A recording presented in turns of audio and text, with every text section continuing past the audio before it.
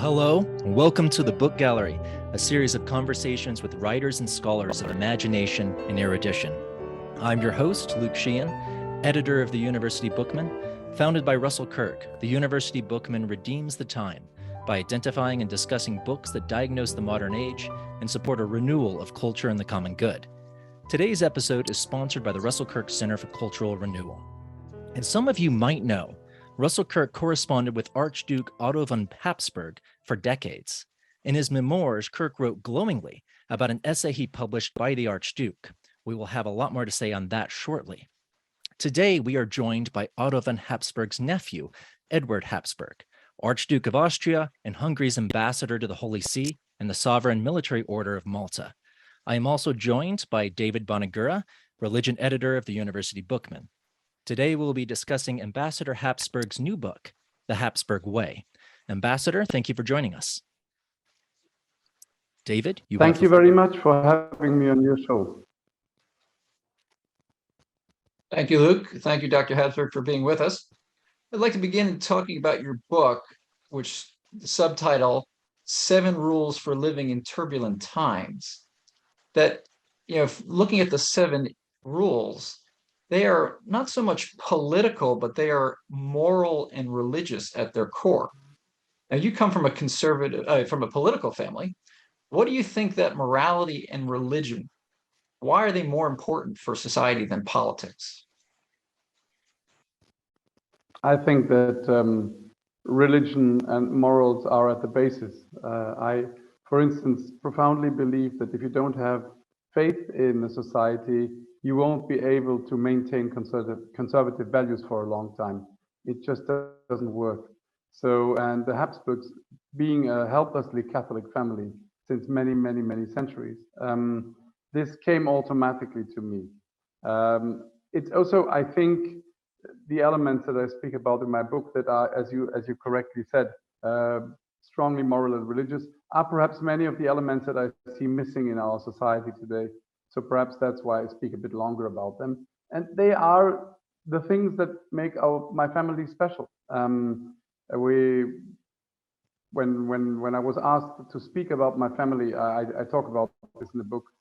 About 2 years ago in a club in Boston, and the host told me, speak about your family and what are the core principles of your family, but for heaven's sake, don't speak about the Catholic stuff all the time, because many of our guests tonight are not Catholic. I had to really think hard, what are the other things?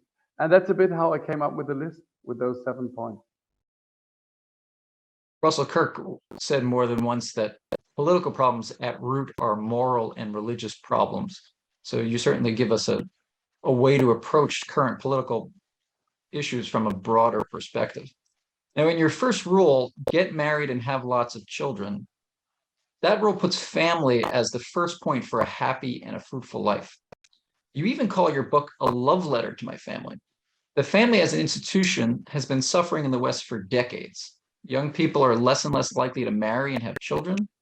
Population growth has long been below replacement levels.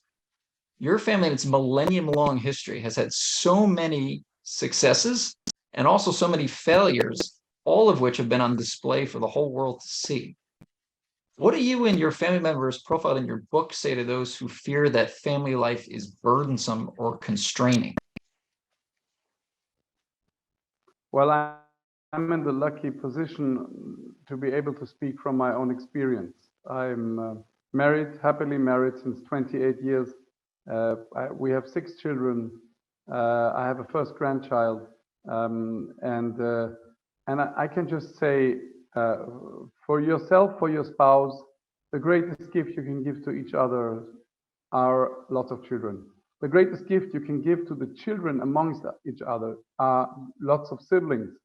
The greatest gift you can give to this community are families with lots of children. And I think that our current political system would be a better place if we had many, many families with many children. My point is that you learn all the values that you need to build a just, a good, a merciful society. You learn it around the dinner table with lots of siblings. You learn how to for instance, at our table, we always gave the youngest one first, even if the elder ones were hungrier and angrier. And we would always serve the younger ones first, so you learn that the weakest get served first. The elder siblings, I have 5 daughters and 1 son, so it's always very lively at our dinner table. They learned how to look out for the younger ones, even if they didn't want to. If they were telling each other stories and the youngest tried to say something once, twice, 3 times, then she cried and she ran out. And then one of the siblings has to go and bring her back. And then everybody listens and they learn, wow, I have to give a voice to those that I consider young and clueless. And all sort of things. I could talk for hours just about the dinner table. And you learn that you are not the center of the universe if you're in a family with siblings. I can't imagine how difficult it must be to learn this if you're an only child. Add to this the fact that we're being really torn apart by our technocratic rulers right now. They're doing everything to keep us single, alone, isolated in front of a screen. And family is the total antidote to that. And therefore, I cannot repeat it often enough. Get married and have many children. In a related note, in the chapter on your 5th rule for living, which is called Know Who You Are and Live Accordingly, you write that knowing who you are gives you sovereignty over yourself. It will give you confidence not to be swayed by fleeting fads, but to follow the truth about yourself and about God. I thought that line was very striking. You, being born a Habsburg, is to be born into a family with an incredible level of public expectation. So what would you say to the many young people today who are told by our popular culture that they need to be their own person and reject any constraints of family, of culture, and even of sex and gender? David, I would go even further. I think we are being told that we can be something different every day, and that we have to be something different every day, and that we should be everything else except for what we really are. This seems to be a dogma of our time. I am, of course, strongly against it. I think this is, apart from being terribly stressful, it is something that will make you profoundly unhappy. With being a Habsburg, it's a bit easier because you automatically get a parcel, a whole gift package with an entire family history and identity ready-made, and you can put this mantle on or you can reject it. For most other people, I spoke today with girls from the United States, and they told me, one of them told me they can more or less, they know 200 years back who their ancestors were and what they stood for. I said, wow, that's an exception. Most people will vaguely know what their grandparents thought and perhaps their great-grandparents. But it's not just about finding out about your family tree. I think it's about which values carry our families, which values carried my parents and my grandparents, and what shaped me. Because we are deeply embedded in our history, we're deeply embedded in our family values, in our community where we live. And I encourage people to embrace that, to find out about that and embrace that, because this is what we are. And I think that behind all of this idea of changing who you are every 15 minutes, in the end, there's the advertising industry behind it. They want you unhappy, because if you're unhappy, you buy. You buy to fill the void in you. And if you're happy, if you're fulfilled, and if you have lots of children, you don't even have the money to buy. So you don't try to fill your unhappiness with buying.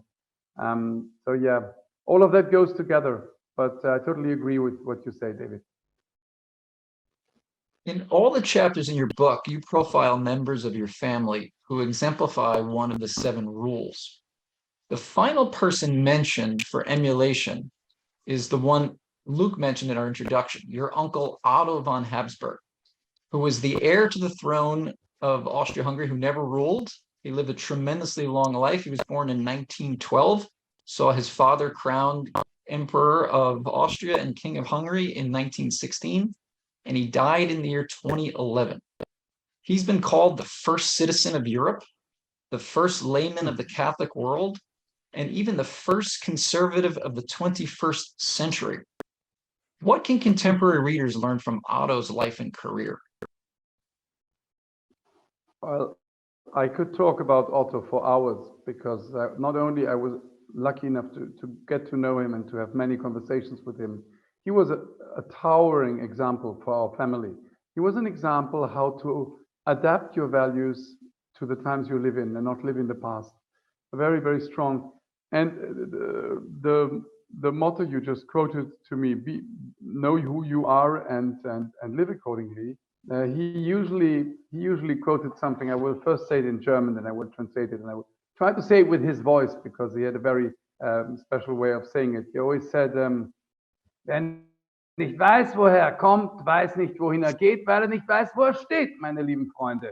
Which in English is more or less, if you don't know where you're coming from, you don't know where you're going because you don't know where you stand, my dear friends.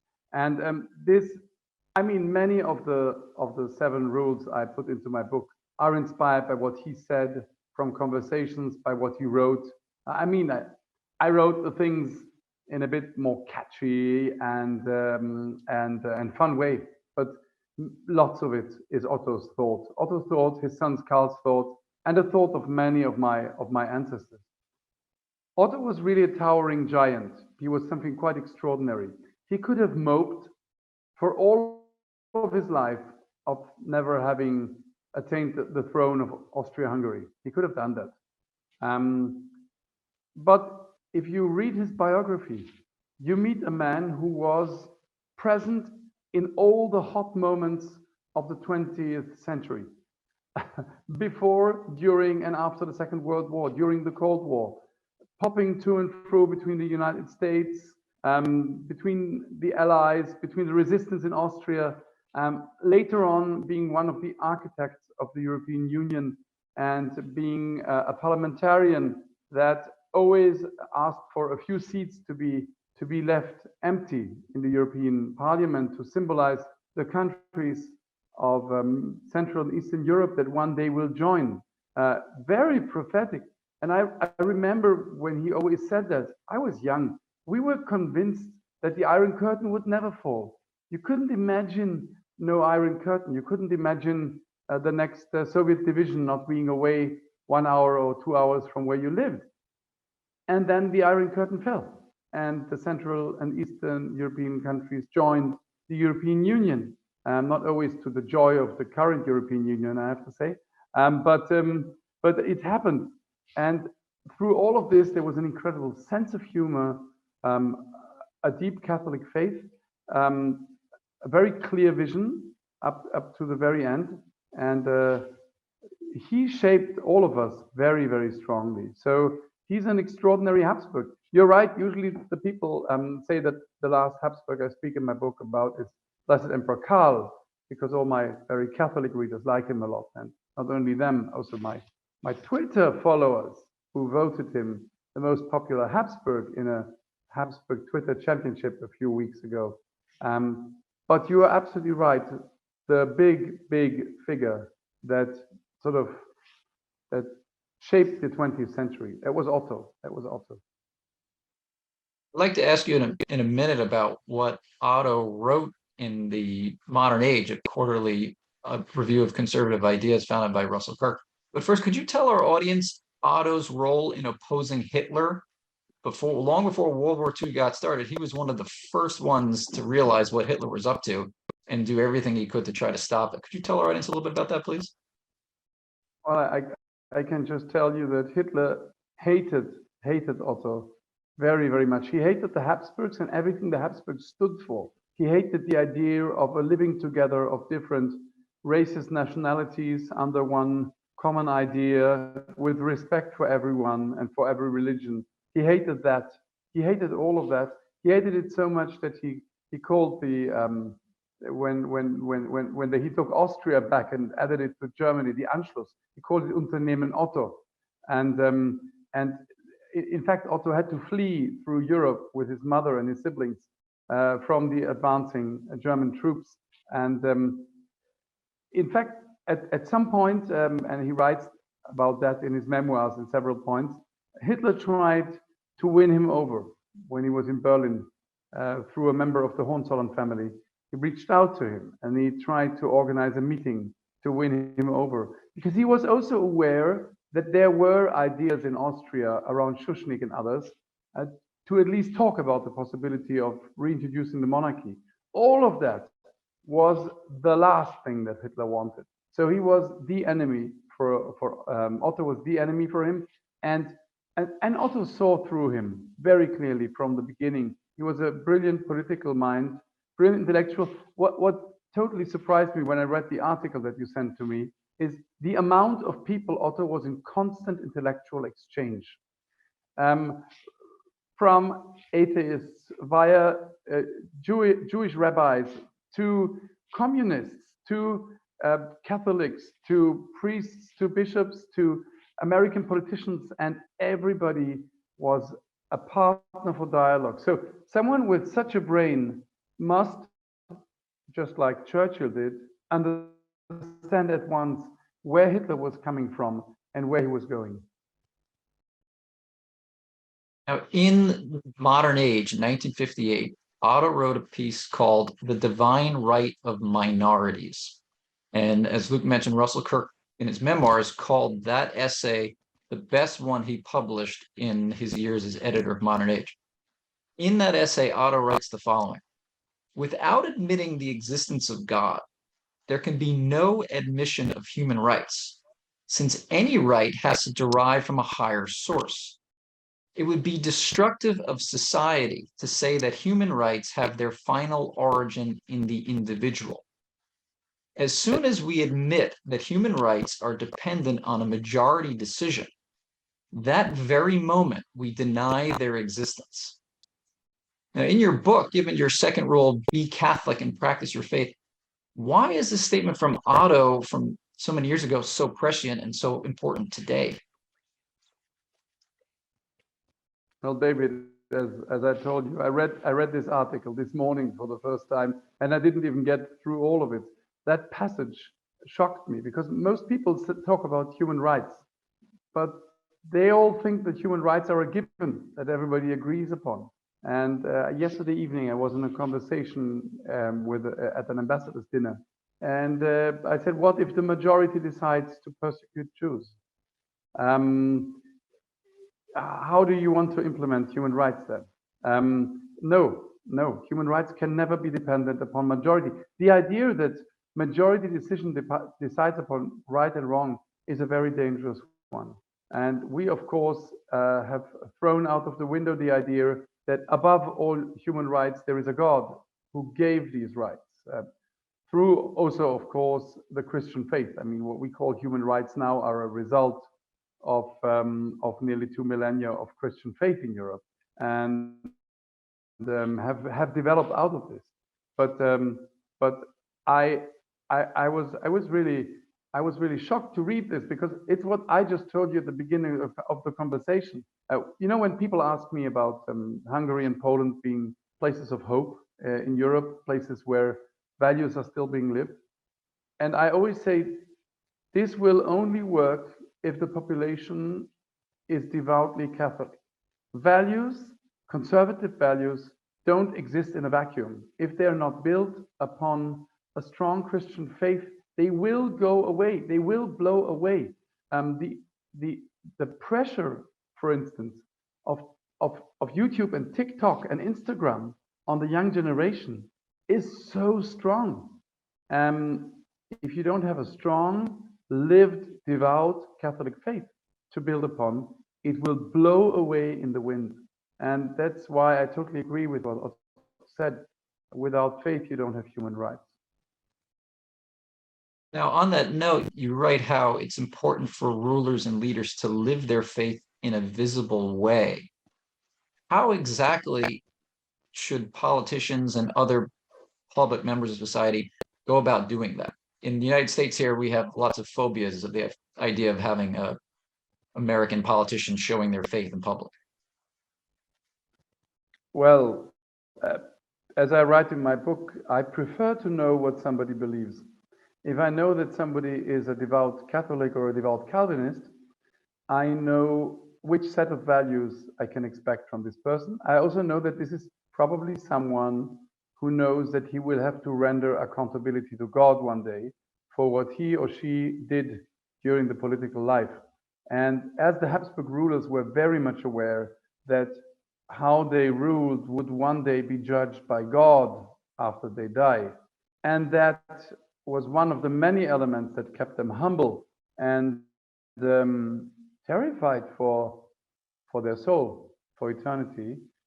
I think this can be a very strong motivation for a politician if, of course, he really lives his faith. If it's just a facade or something you do for your voters, then all of this doesn't count. Funnily, it's not enough. It's not easy to live this for our current constitutional monarchies and the rulers, because if you try to balance out your country and imagine you have a strong Muslim population in your country, you yourself are a Catholic. Your advisors would probably tell you that if you're very visibly Catholic, you're not equally representing and respecting all the religions in your country. So I know, for instance, that in some of the Benelux monarchies, you have to be very careful where you go to mass if you're a Catholic monarch, because you don't want to cut out parts of your population. It's very, very complicated. The Habsburgs were absolutely without any shame in being visibly Catholic, but this was until the last years of the First World War. We live in a very different world today, and yesterday evening I had a very interesting conversation with a Dutch gentleman who gave me a passionate statement about constitutional monarchies, saying that this is the best form of monarchy and the best form of government overall in the world, in his opinion. And I just thought about the things I had written in my book, and I realized, okay, these two things don't really go well together. I have to think a bit about this. Is the constitutional monarchy really the best form, with a monarch that is very often, I would say, a glorified president, but not really a monarch that cannot say no at a certain point, a monarch that has to sign every law that the government makes or that the parliament decides upon, every law without any possibility. This is not the idea of monarchy that I talk about in my book, and this is not what the Habsburgs lived. Although nobody was more respectful of the democratic institutions than the Habsburgs. For instance, Franz Joseph in his later years, and of course Blessed Karl. But this is a big topic. This is a big topic that I don't want to go into because we're not here to talk about monarchy, I think. One thing you do talk about in the book is not so much monarchy, but the idea of subsidiarity, which echoes for us here in the United States with the idea of federalism. So in your chapter that's entitled Believe in the Empire and in Subsidiarity, you mentioned that Christianity and the person of the emperor himself unite so many minority groups in the Austro-Hungarian Empire into one single empire. What exactly was it about the figure of the emperor that united so many different types of peoples? Yes. Well, this is not only in the Austro-Hungarian Empire, but it was, of course, before in the Holy Roman Empire. It was also,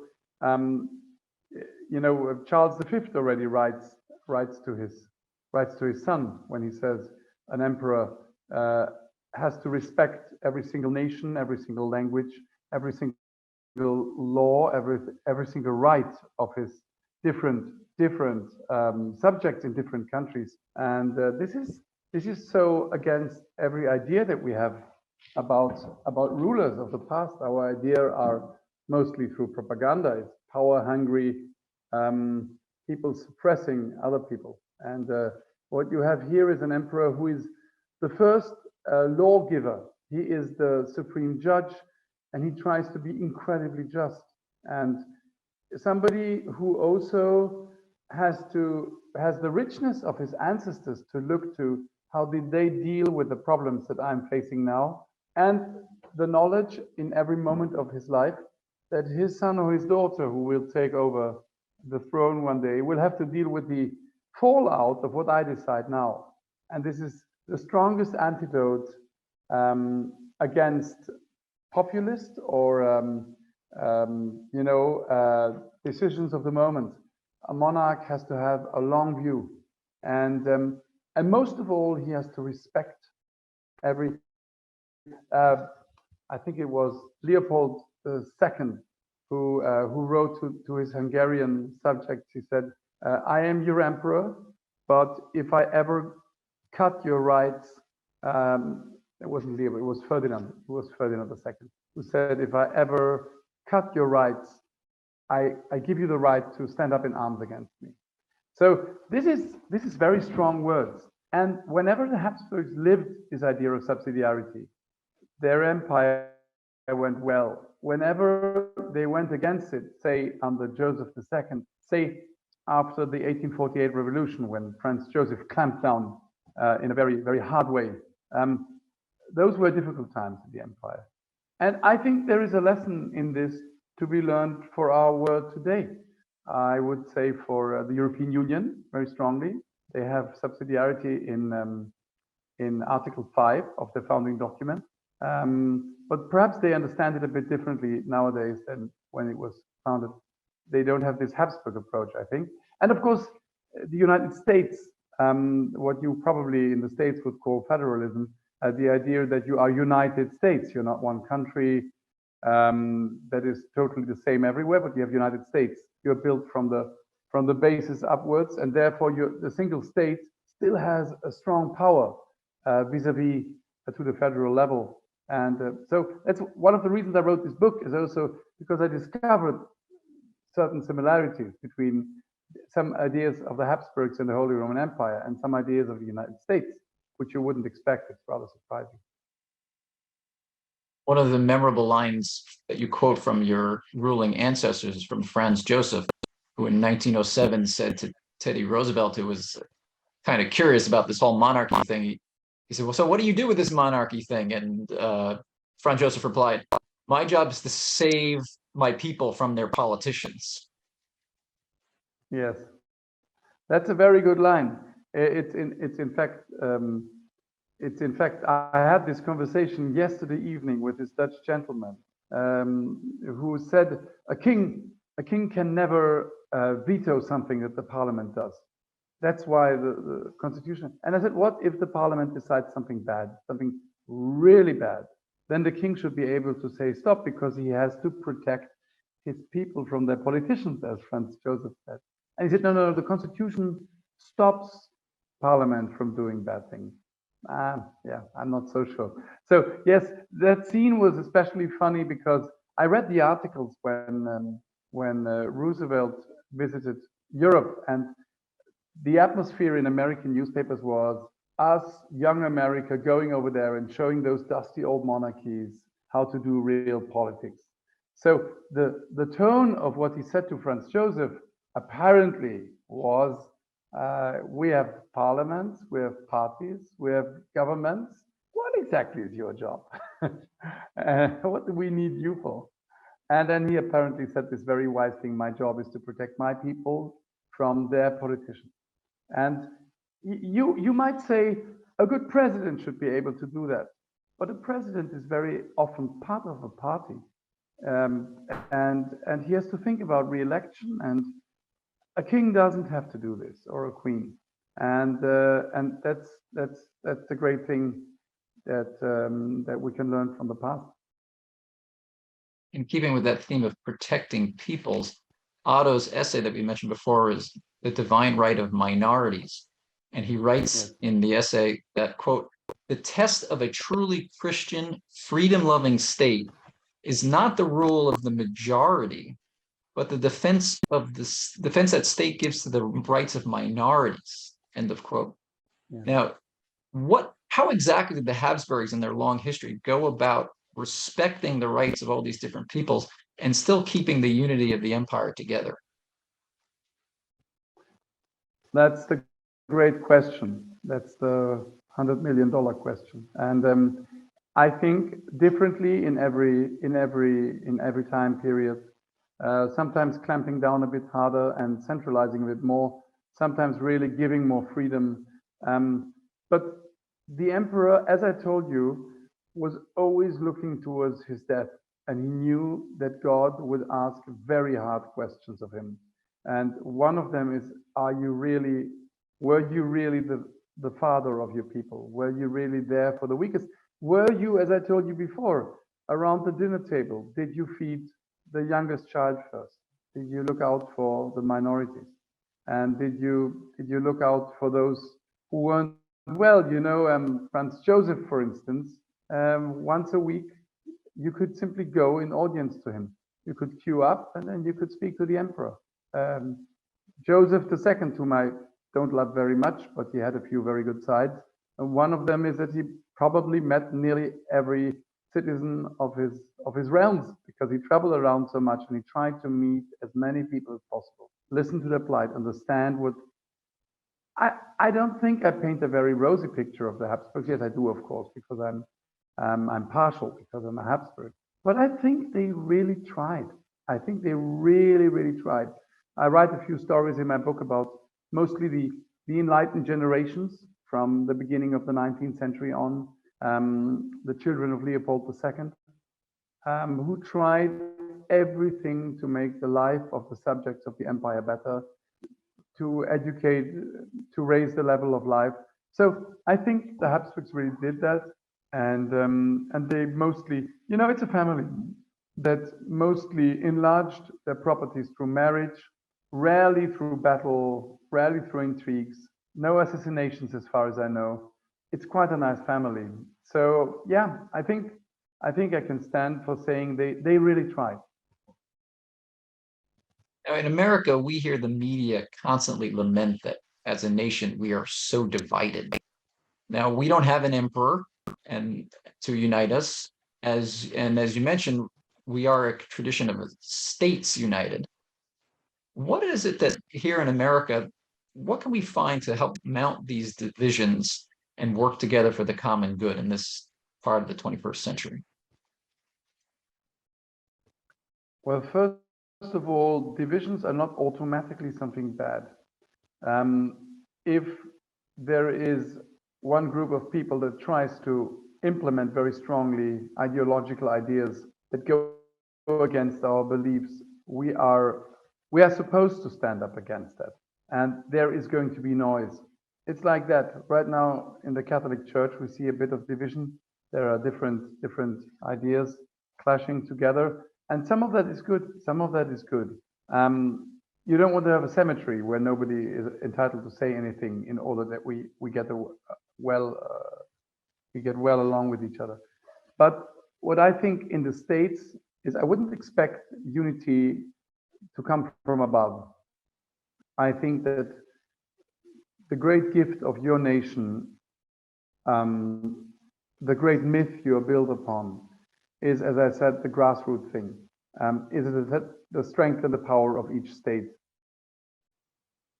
I think that from the family, through the township, through the county, to the state, this is very old-fashioned stuff. It's Tocqueville stuff. But I think there still is all of this in the United States. You could tell this, for instance, in the last 2 or 3 years, when something happened and single states decided to go against what the federal level wanted. You could still tell that states still have possibilities to do certain things. But please don't ask me how the United States can be saved or can be healed, because I'm just a simple European descendant of an old family. You have to do these things. Sometimes the outsiders have a better perspective, that they're not thrown into the middle of the battle, that they can offer some advice, just like a coach on the sidelines who's not playing the game but watching the game. Before we wind down our David, I will give you one thing. Many Please. people in Europe see America as a place of hope. You might not think that when you're inside all these battles and perhaps not happy with how political things are going, but many people in Europe are just looking over the Atlantic. We are watching your YouTubers. We are watching your political debates. We are watching the people who speak about conservative values. because we don't have anything of that kind in Europe. And the United States are a soil where these things can grow. In the United States, you can be of conservative values. In Europe, you can only be left-leaning. If you're not, you're a Nazi, or you're Hungarian, of course.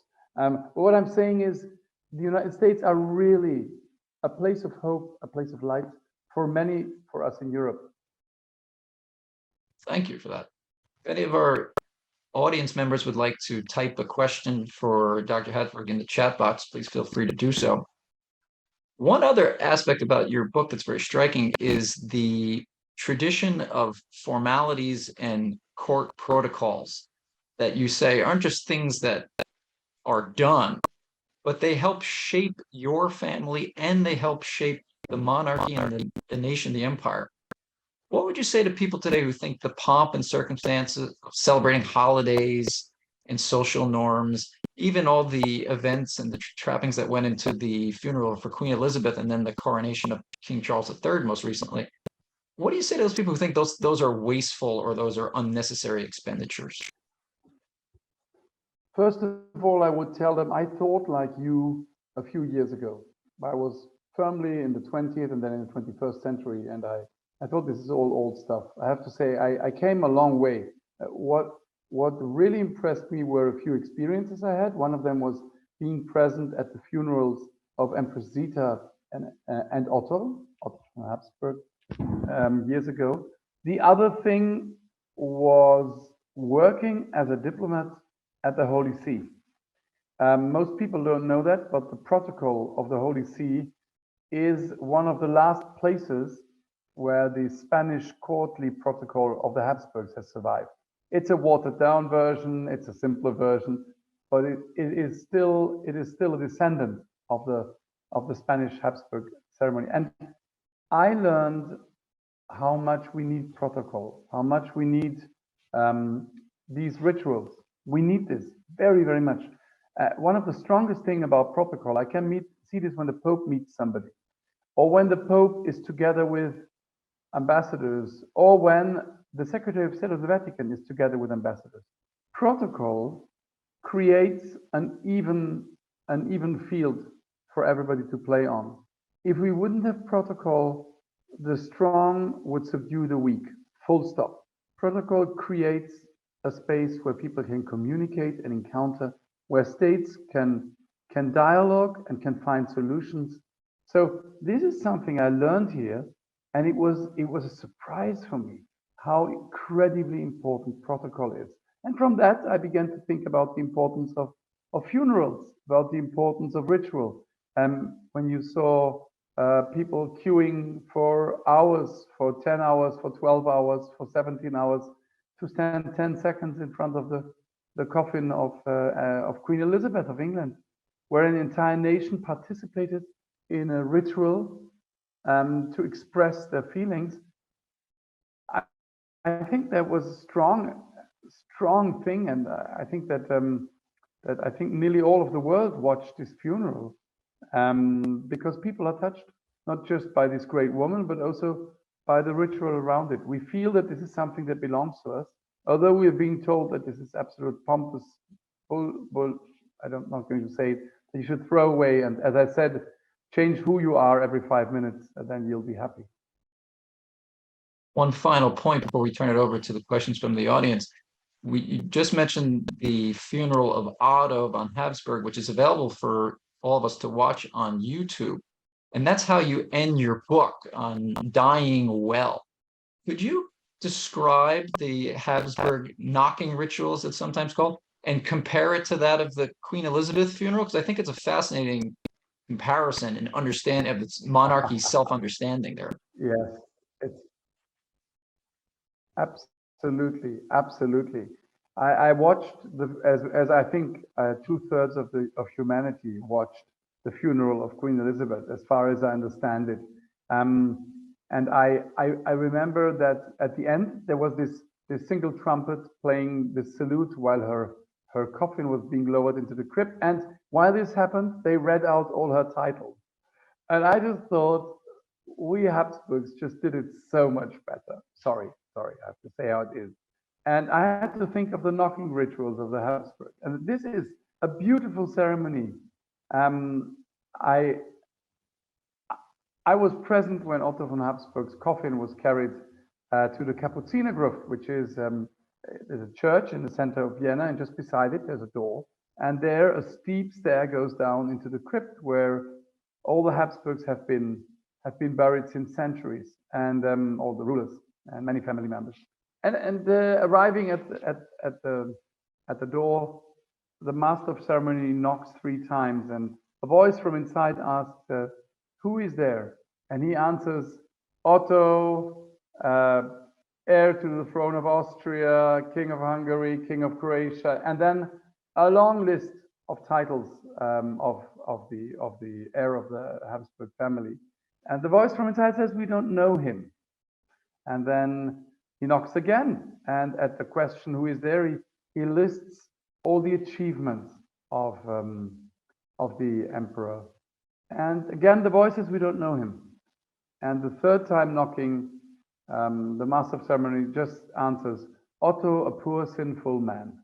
And then the door opens. Now, why is this so important? It's not just show, it's not just theater. The Habsburgs knew that their death was being watched and their funeral was being watched. And their death and the funeral was an occasion to be an example for your subjects. And the funeral of a Habsburg was a sermon. And the sermon was, the emperor with all his might and power and with all his gold is a poor sinful man that will stand and stands now in front of God and has to render accountability. All of you learn from this. All of you learn from this.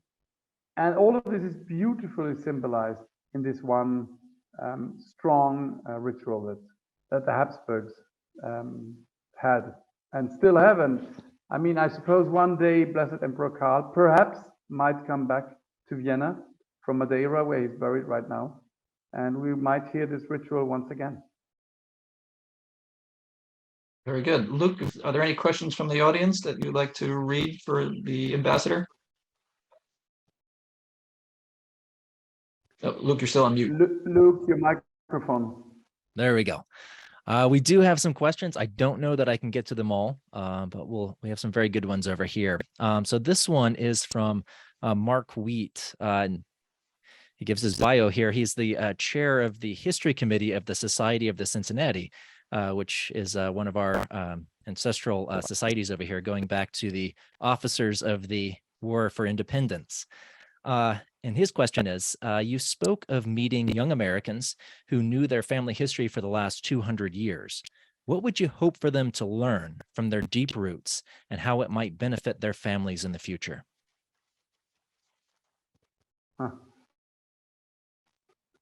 First of all, I can sympathize with many Americans because, like many Americans, I am a son of the American Revolution. Now, that is quite unexpected for a Habsburg, but I'm a descendant of Lafayette. I have also read a very nice book called The Habsburgs and the American Revolution. I suggest it at the end of my book. So my heart is very strongly with America. And my heart is with the American founding myth, although it is very different from the classical idea of monarchy, absolute monarchy, and all of that. As I said before, I wish for you to find what the values were that made your family great. And just to answer something else is, if you don't have a family and don't have a tradition to go back to, if you read my book and the chapter on Know Who You Are, I cheekily suggest that you build yourself an identity. The Habsburgs did that. The Habsburgs took over the throne in 1273 and lost it immediately. And then they cooked in their own stew for about 150 years without being part of the emperor's club. And while they were out of the game, they built their own mythology. And in a way, if you find elements that encourage you to do great things, that make you a better man, faith, tradition, all these things, build yourself a kind of myth for yourself, and then found a dynasty and bring these values to your children. And in about 200, 300 years, they will look back to you. So yeah, that's what I believe. Not everybody is lucky enough to see their own history. But if you don't have that, then find your values inside yourself, and go forward. Yeah, that's very good. I'm fairly fortunate as an American to be able to have some stories from my family history going back at least to my great grandparents. So they have been a source of wisdom, strength to, my brothers, my cousins, my second cousins, and so on. So I agree with that. Another question we have here. What are some benefits and additional challenges for being a diplomat as a Habsburg? Yes. You could also ask, what are the benefits of being a Habsburg if you're a diplomat? I think being a diplomat comes naturally to a Habsburg. We are, as I say a few times in my book, we're an international family. We are never in the temptation to think everything from the point of view of one nation. We always live between countries. We always think different thoughts and different national ideas, at the same time have understanding for it, have love for it. I think being a Habsburg and being raised in the Habsburg family is really a great plus if you become a diplomat. And you can tell that Hungary agrees with that, because two of our family are ambassadors. For Hungary, my cousin Georg, Otto's son, is ambassador in Paris for Hungary, and I'm to the Holy See. An additional challenge is, of course, that some people are nervous when they meet a member of the Habsburg family. They think that you're hopelessly stuck in the past and incapable of seeing modern world. They think that you're desperately trying to reintroduce monarchy. This is absolutely not the case. Monarchy can come if it's the time and if the people want it, but right now this is not our priority number one. And on the other hand, again, a benefit, when I arrived here in Rome, I came to a place where people, monsignores, bishops, cardinals, they know what a Habsburg is. And it will rather encourage them to trust you rather than not to trust you. I don't think Pope Francis personally has any interest in aristocratic families, coming from Argentina and with his background. But they would rather trust you than not trust you, because they know that you come with a package of values that they can recognize. So this is, the nexus between being a Habsburg and being a diplomat for Hungary right now, and being a Catholic. All of this plays together into my work around the Holy See, and it's the greatest time I've ever had in my life the last 8 years. Right, we have a couple more.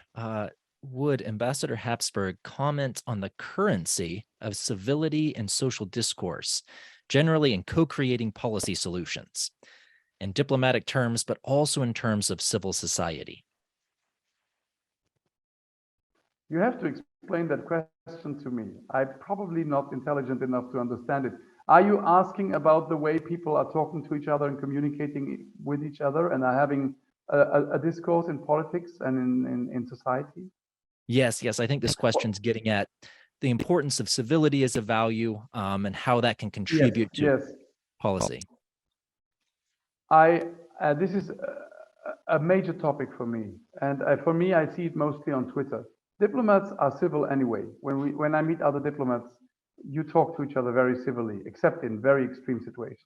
But on Twitter, people always say Twitter is such a hate-filled place. It's such a place of people yelling at each other. And I always say, I never experienced that, because there is a German saying, was man in den Wald ruft, so schallt es heraus. As you call into the forest, it will come back to you. You bring your own world with you. If you go out there and you are gentle and respectful, if you are open, if you foster dialogue, if you listen to people, if you take the things they say serious, if you like their tweets, if you react in a positive way, you will create around yourself a bubble, not to use that negative word, of people who act likewise. People who think like you will be drawn to you. I could now point out 5, 6, 7, 8, 9, 10 people that I regularly interact with on Twitter, that I, in some cases, have met, in other cases, haven't met. and who I know exactly that they work for a climate of dialogue. And, you know, the moment I always feel it is when I say something controversial, something conservative on Twitter, and a shitstorm begins. I had a very nice shitstorm about a month ago. It led to 4 million impressions on Twitter. It's very much fun. I said something about pronouns. You should never say something about pronouns. And I was bombarded with inbreeding Habsburg jaw pictures, Gavrilo Princip pictures, Maximilian of Mexico shot pictures. So I was covered in anger and fury and provocation. I mostly don't react, and if I react, I try to react in a fun way, in a friendly way. And many people react and say, wow, he has a sense of humor. He can take that. And this can be the beginning of a discussion. I'm deeply interested in dialogue with people who think differently from me. I love this. That's why I'm a diplomat. And many people can't stand that. Many people just want to yell, I don't want to yell. But this is also my character. My wife always says, when I tell her what happens in every day and on Twitter, she says, oh, thank God you are the diplomat. I couldn't stand this 1 minute. I would get so angry. So yeah, I agree we need a different culture, but you can contribute to it. Just like by having 7 or 8 children, you can make society in the world a better place, is by behaving in a good way on Twitter, you create the space. Now, as you know, America is a majority Protestant country, even today. Do you think that the United States heritage as a majority Protestant country can be a help or a hindrance to Americans learning from the House of Habsburg? Yes. Also, with one eye, I'm seeing a question on the webinar chat. Is the Archduke suggesting Catholicism to the exclusion of other religions as the best self-governing criteria? What would the Eastern world say to that? No. First of all, I want to begin answering to that and saying, on the contrary, the Habsburg monarchy respected every single faith within its boundaries. The Habsburg army had chaplains from Muslim background, from Orthodox, from Jewish backgrounds, from Catholic and from Protestant backgrounds. No, absolutely not. As for the American Protestant heritage and backbone, I think it's part of what makes your nation great. Really, I say that. But I want to recall that America also has a Catholic history. And because the question is a very good one. The question is also, why on earth are Americans fascinated with the Habsburgs? Why do they like my book? You know, a country that was never a monarchy, that sort of founding myth is fight against tyrants, and that was never really a Catholic nation. It was a Catholic nation. I mean, before Mayflower and all of that, the United States were mostly Catholic for a few centuries at the beginning, before all of that Protestant history began. If you look at those states in the United States that I would consider old Habsburg territories, the first governor of Texas was put there by the Spanish Habsburgs. And Florida is definitely old Habsburg and old Catholic territories, and others are too. So there is also a Catholic history. I know that it has been trampled upon and hidden a bit under the blanket, but it is there. And again, why do I think that people like my book and are attracted by the Habsburgs? I think because, especially through the character of Blessed Karl, but also Franz Joseph and all the other famous ones, people see an image of an upright, good monarch that tries to be, you know, what you see is what you get. We want to have confidence in our political leaders. We have lost a bit of that confidence, especially over the last 2 or 3 years. We sometimes have the feeling that our leaders receive their instructions from somewhere else and not from the vote, and from above and from other sources. And we like the idea of upright, good Catholic political leaders that, like Blessed Karl, were ready to give their life and sacrifice the sufferings of their death for their people. That is something very attractive, I think. Ambassador, thank you very much for your time. And thank you all for joining us. And thank you to our sponsors, the Russell Kirk Center for Cultural Renewal.